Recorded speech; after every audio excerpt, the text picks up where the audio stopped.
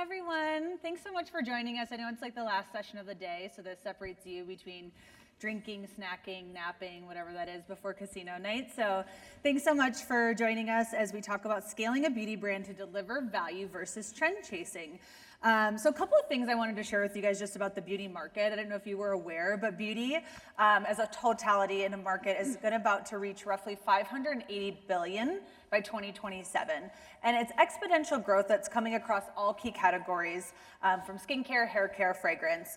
And so this gives brands a great opportunity. They should really be thinking, like, how can I scale my business, right? There's so many opportunities, whether it's expansion on marketplaces, it's innovative campaigns to reposition the brands, it's funding to expand in brick and mortar doors. So today we're gonna talk about opportunities, risks in scaling your business, an ever evolving e-commerce landscape.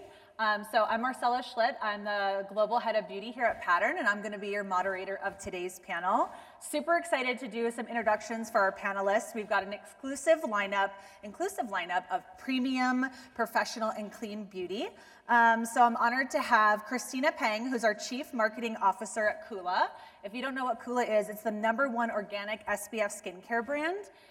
So definitely check that out. Prior to Coola, she was the global brand lead for Neutrogena Sun Care and also worked at Dermalogica. And then additionally, we have Lisa Marx, who's the president of North America for Kevin Murphy. She's been leveraging her extensive leadership experience since joining the company in 2012. A former EVP, she's drove significant growth in sales and business development regionally and globally. So super excited. Thank you, ladies, for joining me today. I think what's really interesting, and I kind of just want to start by setting the tone of, Christina, I'd love to ask you this. Why do you think the topic of scaling is important right now in the beauty industry? Yeah, well, I think it's really important across the board for all industries, just because, we've seen even just this morning how the pace of change is just accelerating. Consumers have changed a lot. The media landscape is constantly evolving, and it's just moving really quickly. A lot of new brands are coming in because the barriers to entry are lower than ever. We have seen this especially in the beauty category. For those of you who may not be familiar with the category, beauty was actually the fastest growing category across all of CPG in 2023, and that was driven by innovation. It was driven by just the frequency of how often consumers were purchasing, and then also by a lot of new consumers entering the category as well as new brands. So scaling and growing, it's absolutely something that brands need to be thinking about, because if it isn't a focus, they're gonna quickly fall behind. Yeah. And Lisa, I think, scaling and growing can mean different things to different brands. So I'd love to see, how would you define what it means to Kevin Murphy? So I agree a lot with Christine. You got to stay nimble, right? And you've got to adapt to the changing times. And we've all seen that coming out of COVID. A lot of businesses had to shift and pivot, and that goes with Kevin Murphy as well. So I just think, and building an infrastructure that can move and pivot and be nimble as can be. Great. Christina, it's been since inception in 2004, so I think it's been 20 years, right? Coola has been in place. So the fundamental vision has been to make healthy sun care people love to wear. 70% organic, cruelty-free, and farm-to-face sunscreen brand. So Coola has been a leader in this category with consistent growth. And recently, you guys have embarked on a new journey of rebranding strategy, which could be a risky move for a brand. So can you talk to us behind the why, behind the process, and any risk and wins associated? Absolutely.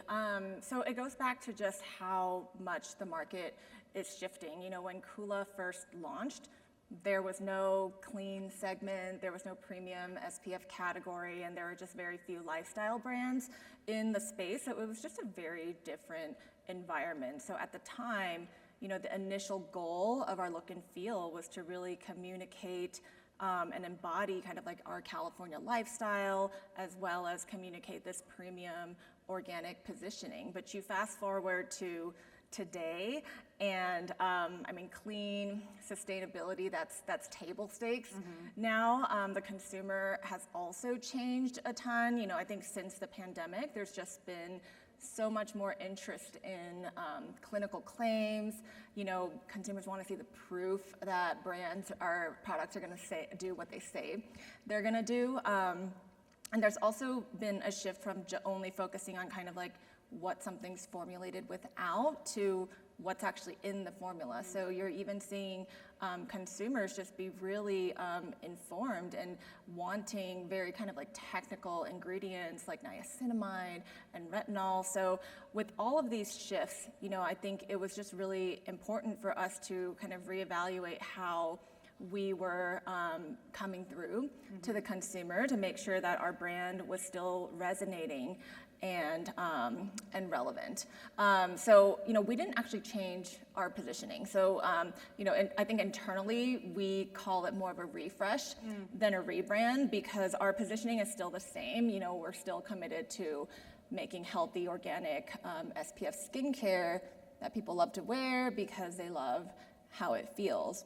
I think the difference is that we wanted to have that come through in a way that would be meaningful to today's consumer and that they would get that message, because the way that we showed up was no longer conveying that to them in today's environment.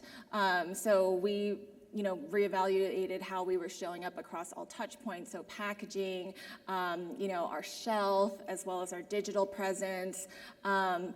So yes, very, very risky, and we did do some consumer testing around that, which I can share a little bit more about later. That kind of like helped to mitigate that risk. But I would say that it would be equally as risky to sit back and do nothing because of how quickly things are changing. Consumers are interested in the new, in the different. So you know, our old packaging. For those of you who may have seen it, it's like blue with these like flowers. That was really showing kind of like our natural organic nature. Our new packaging still remains recognizable to consumers, so it's still got our kind of like dominant Pacific Ocean blue as well as our logo, but we've really incorporated these elements to speak to more of like the innovation and science that it takes to achieve that organic and experiential element of our formula. So kind of just taking it a spin on it based on what the consumers are interested in today, so that we are resonating and our message is still coming through. So for a brand, it sounds like you did testing prior to, just to like help drive some of the decisions that you made with the refresh? Yes, exactly. And then you're doing some afterwards as well. Like, will you guys have any test points to see how it's doing? I think it just recently had the refresh, right? It just recently launched. I mean, you know, it's once you do embark on a rebrand, it's a pretty big deal. Like, you can't just completely pull it back, because, like, you know, you've gone to all these, like, you know, you've changed everything, you know, so it would take some time to bring it back. And I think what we're doing is just monitoring performance. You know, ultimately that's going to be the telltale sign of One of the success. things I like about it is that you stuck to the brand ethos, so you weren't changing that. Like you said, we just refreshed based on what we felt was relevant to the consumer. Exactly. But we didn't like trace a trend. We just made sure that we're just putting those, simplifying maybe the ingredients or putting forth what's really true to the brand just in a simple way. Exactly. Yeah, exciting. Well, check it out, everyone. I think that's great. You know, it's important for brands to have a clear brand ethos, like I just said, and continue to elevate the experience while staying true to the mission. So, Lisa, I'd love to pass over to you. Kevin Murphy faces unique challenges as the business is split between the direct-to-consumer and the professional space.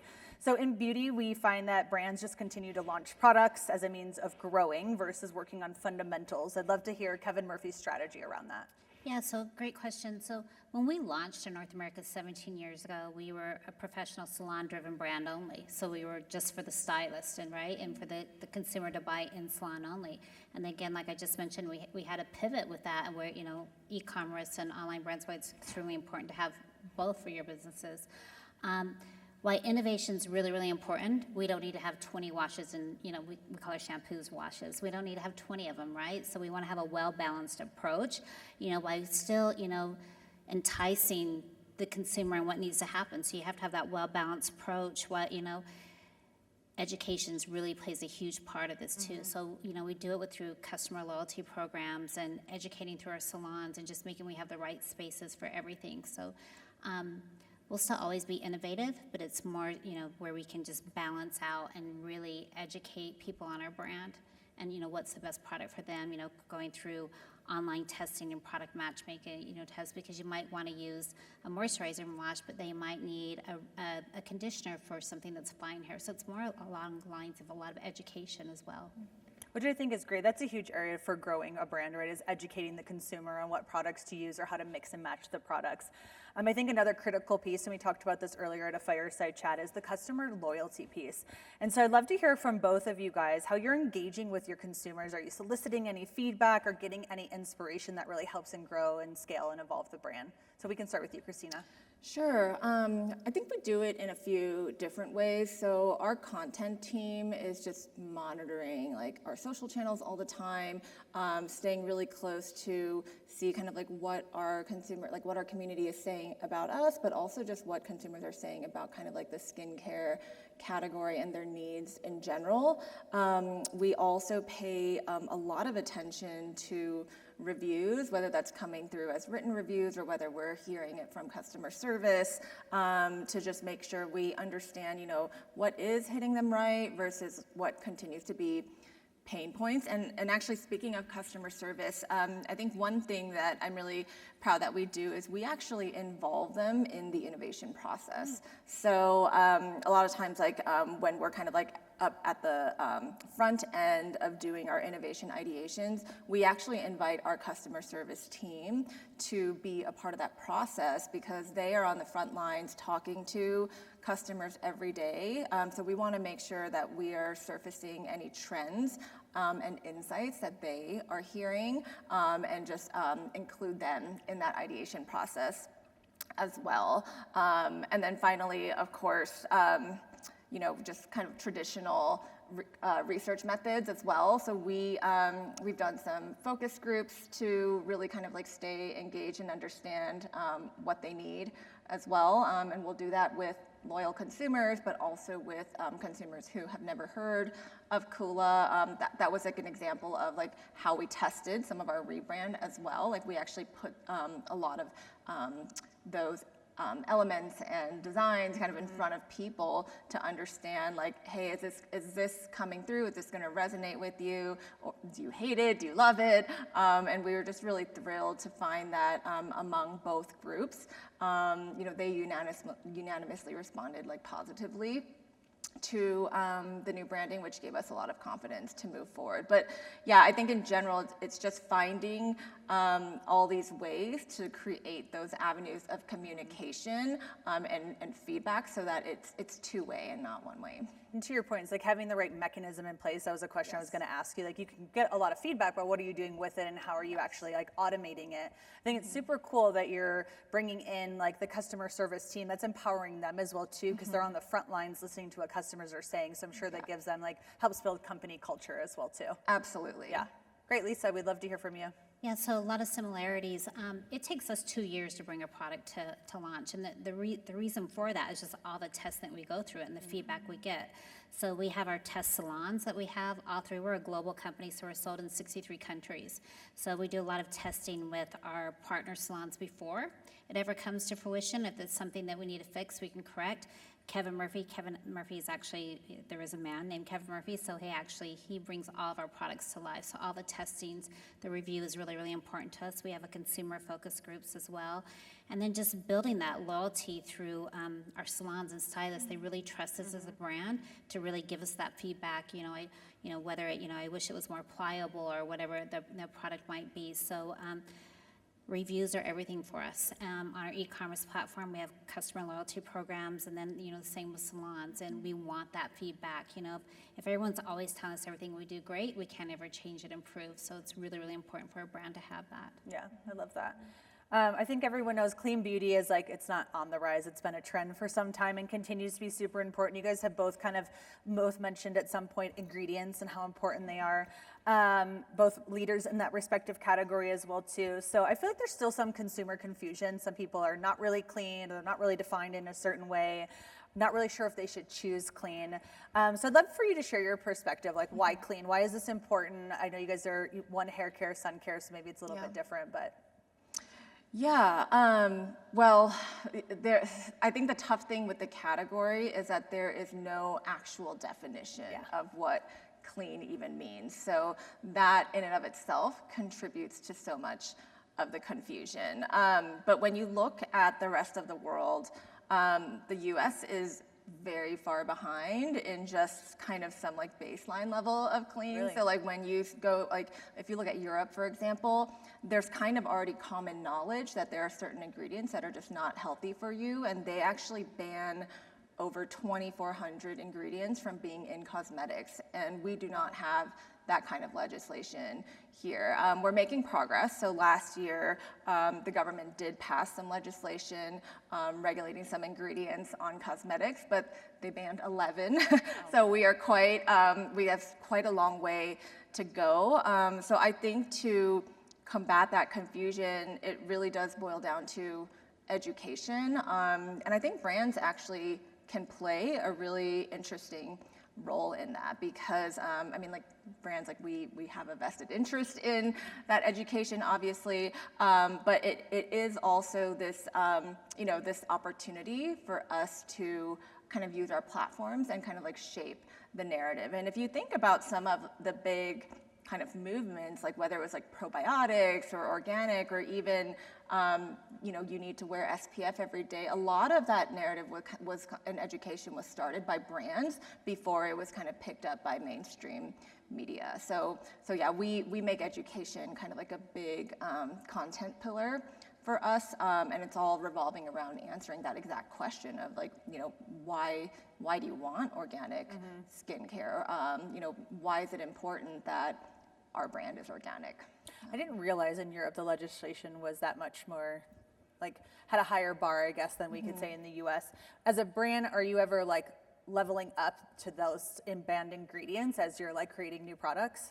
Yeah, so Coola has always prided itself on kind of going beyond industry standards. So every single one of our products actually meet and even surpass European standards. Great, awesome. Lisa, would love your perspective. Yeah, I would say consumers are very savvy, right? And they know they want clean products, but they don't necessarily know why. So the education, again, is extremely important on it. Kevin Murphy, we do everything to use, cruelty-free, everything we can, the way that we harvest our ingredients, while still not impacting the performance of the product as well. So both are extremely important. And I think it comes down to just awareness. And just like Christina said, our ingredients is everything that matters. And, even from, what can be sold in California versus what can be sold in Utah is a huge, huge difference. And so just making sure that your brand can be anywhere is really, really important. And that's the same thing with us. So if you buy hairspray from us in the United States versus buying in Europe, you can guarantee that it doesn't have anything in the ingredients that we can't sell everywhere. So again, a lot of similarities, but again, we're just very committed to ethical practices as much as possible that we can be. And, even with our packaging, if you haven't seen it, the beautiful, really unique square packaging, and it's made with 50% less plastic, and really promoting partners like Green Circle about recycling, and just, again, all goes back to education and what we can all do to, just to do better in life. Great. Let's pivot over a little bit. So right now in the beauty industry, Christina, there's a trend launching every week. And so I'd love to hear how Coola is staying authentic to the brand mission and doesn't get distracted by the noise from the industry. Yeah, I think you really have to strike a balance, because on the one hand, consumers want to engage with brands that feel relevant and relatable. So, you do need to stay on top of kind of these cultural moments and what's going on. So, like my team, like we actually have like a weekly session where anyone and everyone on the team can just kind of like bring forth kind of interesting trends that they're seeing, or like, here's an interesting TikTok, or like, hey, this is a cultural moment happening right now. But just because something's trending doesn't mean it's the right thing for you to jump onto. And I think that's where having a very tight brand identity defined comes in handy, because I think studies have shown that brand consistency can lift your sales by 10 to 30%. But if you're just jumping on every trend and doing what everybody else is doing, you're just going to get lost in the mix. And so it's really important to always be recognizable and be consistent with who you are. So that tight brand guide can often help. It's like, hopefully like the whole team is able to kind of internalize that visual ID and that voice, but it can help you discern, which trends to jump on, which ones to kind of pass over, but also, the other thing is like how you might be able to kind of put your own spin on a trend that's happening too. Yeah, I think it's great just sticking to the brand ethos, like you said, and having that differentiation of like who you are and not letting some of the noise kind of get to you. I want to talk a little bit about kind of the e-commerce space, specifically marketplaces. So we know e-commerce is soaring, looking at $5.8 trillion in 2023. Marketplaces make up 2/3 of that revenue. It's really a time for brands to get super bullish, right, about like going after marketplaces, and that's a great opportunity to scale your business, US or internationally. We know Amazon is this search engine. Over 37% of beauty customers are searching there first. And in the past with beauty, for those of you that don't know, it was kind of taboo to be in a marketplace. And we're seeing brands like Clinique a couple of months ago launch there. And so it's really becoming part of the brand strategy. And so it's really interesting. I want to kind of pivot to you, Lisa. Kevin Murphy has recently decided to launch on marketplaces with Pattern. We're super excited for the partnership. Can you share the why now and how this will play into the brand strategy? Yeah, of course. Like I mentioned a few minutes ago, when we launched the brand, we were stylist driven, so you'd only be able to find us inside of a salon. And when COVID hit, we didn't have an online website at all. There was no place you could buy our brand. Salons were shut down, and we hurried and put a site out is what we did. And we've really learned a lot the last few years. And I would say if your brand does not have an e-commerce platform and brick and mortar, you're going to be pretty much dead in the water. You have to have both. Well, our new partnership with Pattern in conjunction with Amazon, we were kind of forced there. If you go on Amazon right now and you search Kevin Murphy, there'll be a ton of unauthorized resellers of our brand, and that's what we call diversion in our industry. And so the product's not authentic. It could be super old. It could be watered down. You don't really know what you're getting. And so again, and the prices are all over the place. And so again, because we're a very stylist-driven line and we want to make sure that we're taking care of our stylists, we've launched because we need to control the price as well. And so that's where Pattern's really going to help us with Amazon, where we can just price it to what it needs to be, and then really taking care of our loyal stylists in our salons as well. And you do have to have it for your business to grow and to bring the consumer in. What's interesting is like brands are like, I don't want to be on that platform. You're already on there regardless. You're just, the hard part is like you're downgrading the brand integrity if it's not really being sold by the brand necessarily or a partner that you can trust. My mom all the time is like, I'm going to buy my La Mer on Amazon. I'm like, don't do that, So it's like you really want to make sure that you've got the integrity. And so I think it's a really smart move for you guys to take back control not only of price, but just the customer experience in general. It's all about the experience, right? So if you ask me, I'm that consumer, if I'm going to buy something, I want instant gratification. I want to walk in the store, touch and feel it, and I want it.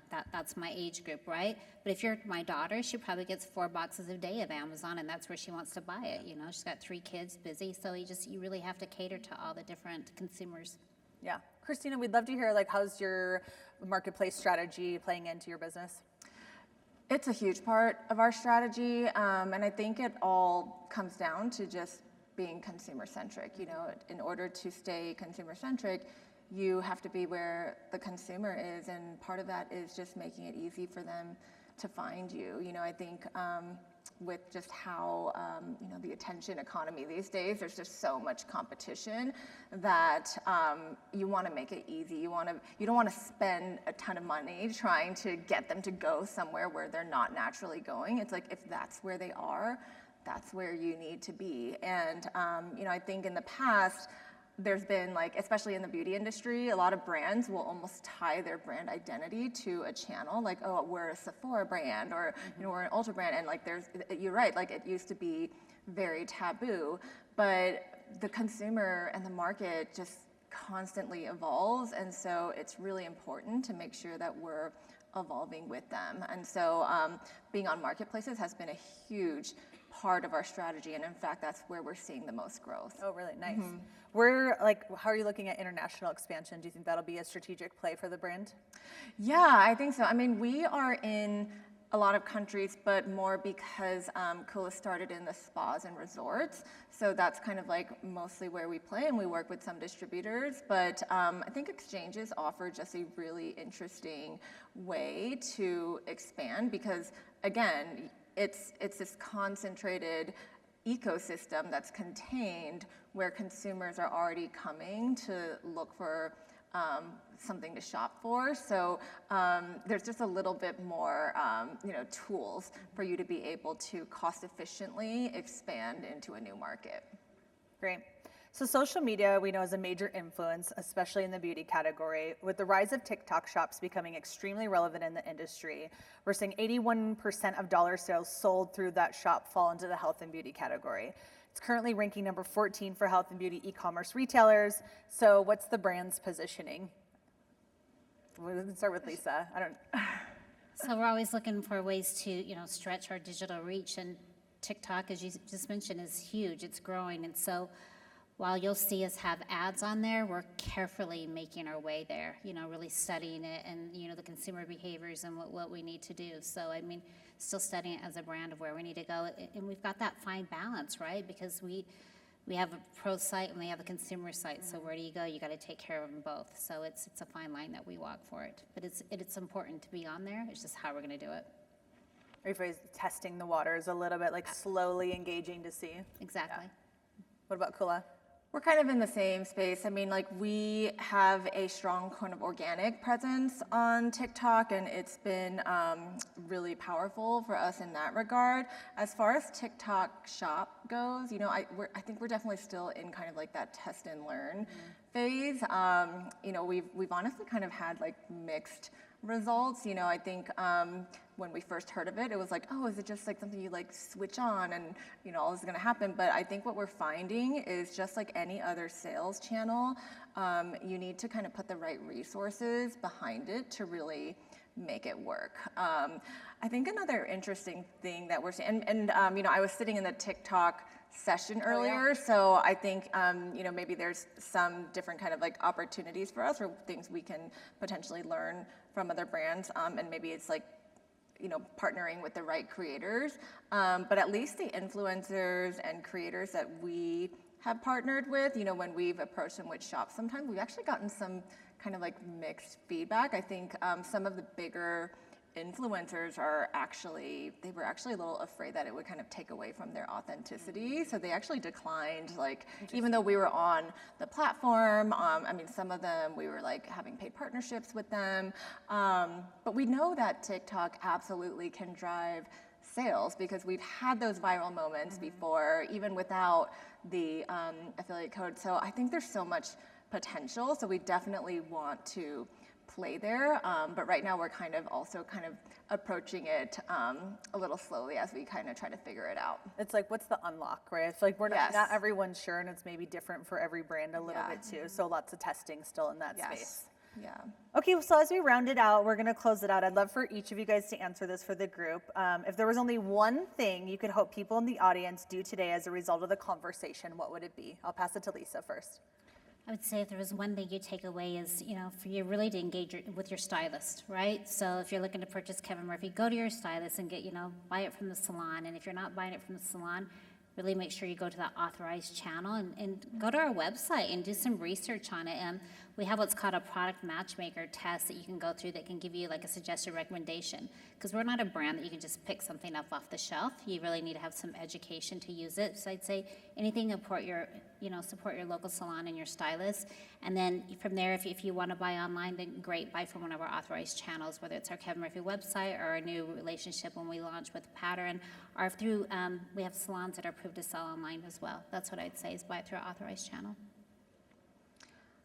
I think it would be to be really clear about your value proposition and who you are as a brand, and really make sure that that is coming through in everything you do, because the market, in beauty especially with products and claims, the industry moves so fast, and one thing may be new and the next day everybody's doing the same thing. So what is it that's really going to differentiate you? And a lot of that is really tied to just who you are as a brand, because that's a lot less easily replicated. So, staying authentic to who you are, and then prioritizing innovation. I think no matter what size of brand you are, don't rest on your laurels, because things are moving so quickly and can change overnight. And what we have seen is that newness is what is driving that excitement, and that's also what's driving that growth. It's like how to be authentic while also evolving the brand and staying relevant at the same time. Yeah, exactly. Great. I'd love to open it up and see if there's any Q&A from the audience. Don't be shy.